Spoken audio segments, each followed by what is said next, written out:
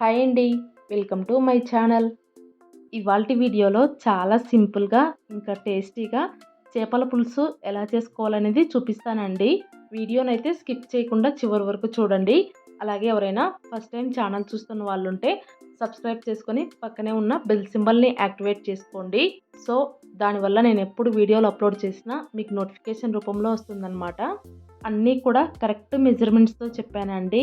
First time చేపల పులుసు చేసేవాళ్ళు కూడా చాలా ఈజీగా చేసేస్తారనమాట.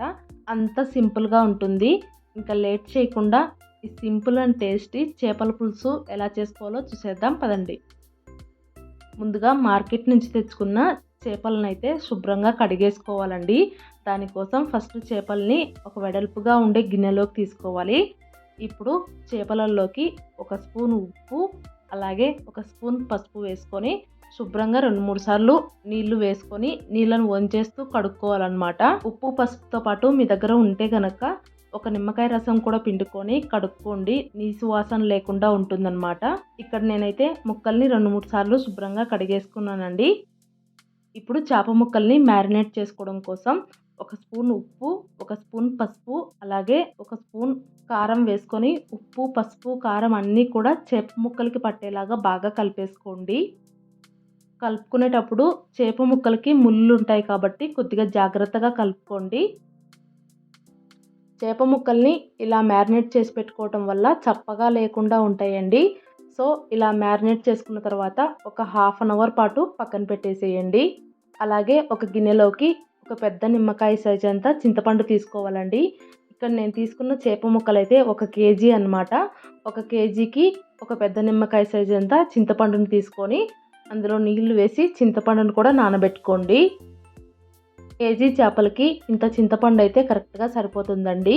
ఇప్పుడు మసాలా ప్రిపేర్ చేసుకోవడం కోసం గ్యాస్ పైన ఒక ప్యాన్ పెట్టుకొని అందులో 1 టేబుల్ స్పూన్ ధనియాలు, 1/2 టేబుల్ స్పూన్ మెంతులు, అలాగే 1/2 టేబుల్ స్పూన్ ఆవాలు, 1/2 టేబుల్ స్పూన్ జీలకర్ర వేసుకొని అన్నింటినీ మాడనివ్వకుండా జాగ్రత్తగా ఫ్రై చేసుకోండి. కొద్దిసేపటికైతే అన్నీ కూడా లైట్గా కలర్ చేంజ్ అయిపోయి చిటపటలాడుతూ ఉంటాయండి. ఆ టైంలో దించేసుకొని ఒక మిక్సీ జార్లోకి ట్రాన్స్ఫర్ చేసుకోండి. మసాలా దినుసుల్ని మాత్రం మాడనివ్వకుండా జాగ్రత్తగా ఫ్రై చేసుకోండి. ఇప్పుడు ఈ మసాలా దినుసులన్నింటినీ ఫైన్ పౌడర్ లాగా మిక్సీ పట్టేసుకోవాలి. ఇప్పుడు అదే పౌడర్లోకి ఒక 10 వెల్లుల్లి రెబ్బలు, అలాగే ఒక చిన్న అల్లం ముక్కని ఇలా కట్ చేసుకొని వేసుకోండి. ఇప్పుడు వీటన్నింటినీ కలిపి మళ్ళీ ఒకసారి మిక్సీ పట్టేసుకొని ఒక చిన్న బౌల్లోకి తీసుకొని పక్కన పెట్టేసుకోండి. ఇప్పుడు కర్రీ చేసుకోవడం కోసం గ్యాస్ పైన వెడల్పుగా అలాగే లోతు తక్కువగా ఉండే ప్యాన్ పెట్టుకోండి. అందులో 3-4 టేబుల్ స్పూన్ల ఆయిల్ అయితే వేసుకోండి. చేపల పులుసులోకి కొద్దిగా ఆయిల్ ఎక్కువగా ఉంటేనే టేస్టీగా ఉంటుందండి.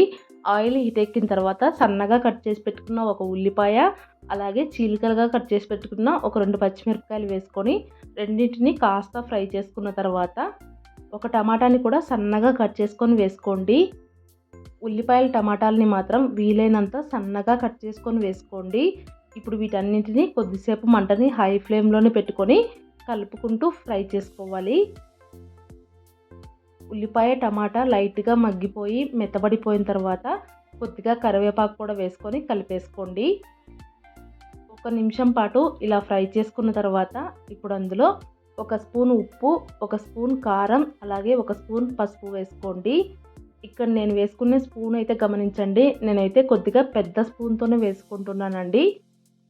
అలాగే ముందుగానే ప్రిపేర్ చేసి పెట్టుకున్న మసాలా ముద్దను కూడా వేసుకొని మంటని లో టు మీడియం ఫ్లేమ్లోకి అడ్జస్ట్ చేసి మసాలాలు, ఉప్పు, కారం వీటన్నింటినీ కొద్దిసేపు ఆయిల్లో ఫ్రై చేసుకోండి.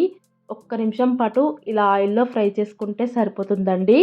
ఇలా ఫ్రై చేసుకున్న తర్వాత ఇప్పుడు అందులోనే మనం ముందుగానే నానబెట్టుకున్న చింతపండులో నుంచి రసం తీసి ఆ రసంని అయితే వేసుకోవాలండి. ఇలా చింతపండు రసం వేసిన తర్వాత మళ్ళీ ఒకసారి గరిటెతో కలిపేసుకోండి. ఇలా కలిపేసుకున్న తర్వాత ఒక పెద్ద గ్లాస్తో ఒక హాఫ్ గ్లాస్ మైన నీళ్లు కూడా వేసుకోండి. నీళ్లు మరీ ఎక్కువగా వేసుకున్నారంటే చేపల పులుసు అంత టేస్టీగా ఉండదండి. సో, ఒక హాఫ్ గ్లాస్ వేసుకోండి సరిపోతుంది.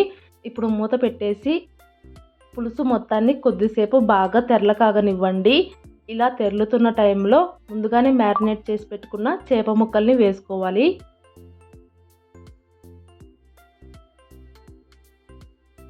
చేప ముక్కలన్నీ వేసుకున్న తర్వాత ఒక అర నిమిషం పాటు ముక్కను ఒకవైపు ఉడకనిచ్చి ఒక చెల్లాకు తీసుకొని నెమ్మదిగా ఇలా రెండో వైపు తిప్పుకోండి. ఇలా తిప్పుకునేటప్పుడు మాత్రం కొద్దిగా జాగ్రత్తగా నిదానంగా తిప్పుకోండి, లేదంటే చేపలు విరిగిపోతాయి అన్నమాట. ముక్కలన్నింటినీ రెండో వైపుకి తిప్పేసుకున్న తర్వాత మూత పెట్టేసి మీడియం ఫ్లేమ్లో ఒక 20 నిమిషాలు ఉడికించుకోండి. ఇలా ఉడికేటప్పుడు మధ్య మధ్యలో మూత తీస్తూ ప్యాన్ని 2 చేతులతో ఇలా పట్టుకొని మధ్య మధ్యలో ఇలా కుదుపుకుంటూ ఉండాలండి. చేప ముక్క ఉడకడం స్టార్ట్ అయిన తర్వాత గరిటె పెట్టి అస్సలు కలపకూడదన్నమాట. ఇలాగే మధ్య మధ్యలో కుదుపుకుంటూ ఉండాలండి. అలాగే ఈ టైంలోనే ఒకసారి ఉప్పు కారం అన్నీ చెక్ చేసుకోండి. ఒకవేళ సరిపోకపోతే కనుక ఉప్పు కారం వేసుకొని కలిపేసుకోవాలి. నాకు కూడా ఇక్కడ కొద్దిగా ఉప్పు కారం తక్కువగా అయిందండి. సో మళ్ళీ ఒక స్పూన్ ఉప్పు, ఒక స్పూన్ కారం వేసుకొని ఇలా కలిపేసుకుంటున్నాను. ఉప్పు కారం వేసుకున్న తర్వాత కూడా ఊరికే కలిపేయకుండా నిదానంగా గరిటెతో ఉప్పు కారం పులుసులోకి వెళ్ళిపోయేలాగా ఒకసారి కలిపేసుకొని మళ్ళీ ఒకసారి ఇలా కుదిపేయండి, సరిపోతుంది. మళ్ళీ మూత పెట్టేసి చేప ముక్క బాగా మెత్తగా అయ్యేంత వరకు ఉడికించుకోండి. మొత్తం మనకి చేప ముక్క ఉడకడానికైతే దాదాపుగా 20 నిమిషాల టైం అయితే పడుతుందండి. ఇలా ఉడికి ఆయిల్ మొత్తం పైకి తేలుతున్న టైంలో ఒక స్పూన్ తీసుకొని ఒక చేప ముక్కని ఇలా నొక్కి చూసుకోండి. మీకు అప్పుడే తెలిసిపోతుందనమాట చేప ముక్క ఉడికిందా లేదా అనేది.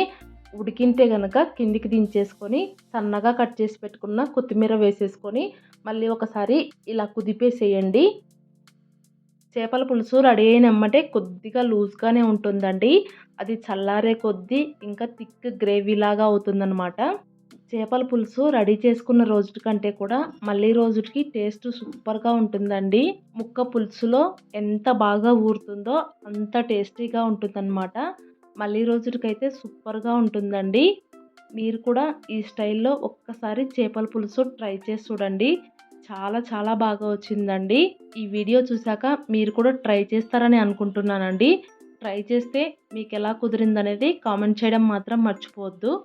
అలాగే మీ ఫ్రెండ్స్ అండ్ ఫ్యామిలీ మెంబర్స్లో ఎవరికైనా యూజ్ అవుతుంది అనుకుంటే షేర్ చేయండి. కొత్తగా కనుక ఎవరైనా ఛానల్ చూస్తున్న వాళ్ళు ఉంటే సబ్స్క్రైబ్ చేసుకొని సపోర్ట్ చేయండి. Thank you.